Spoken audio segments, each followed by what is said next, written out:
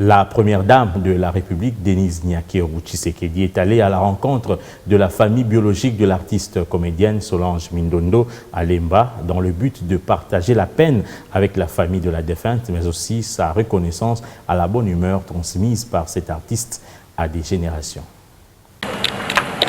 Dimanche 18 août, la première dame de la RDC, Denise Nyakeru Tshisekedi, a consolé la famille de la regrettée artiste comédienne Solange Ngolo-Mingi, connue sous le nom de Mindondo, un geste qui rêvait un double sens. Les hommages de la première dame à la défunte artiste et la reconnaissance de toute une nation à la bonne humeur, transmise à plusieurs générations par la comédienne, dont le talent reste éternellement gravé dans la mémoire collective. Je n'ai pas de mots pour exprimer ma gratitude envers ce geste-là. C'est très important.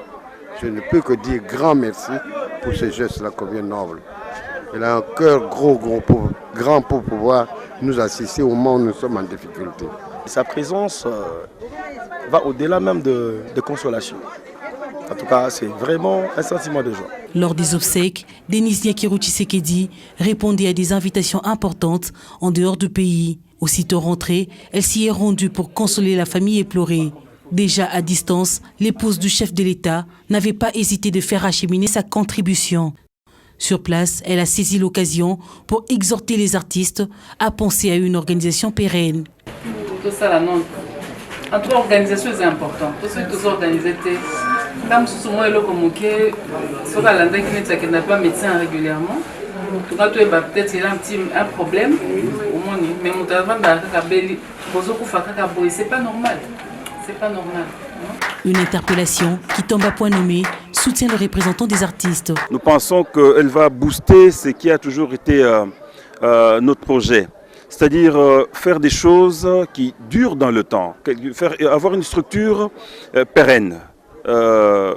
Des actes ponctuels, c'est bien, mais quand on a une organisation, c'est très important. Lorsque sa conseillère nous avait reçus, elle nous avait dit qu'elle, si il arrive qu'elle rentre avant l'enterrement, elle serait là elle-même en personne pour rendre le dernier hommage à cette grande artiste qui a quitté cette terre des hommes.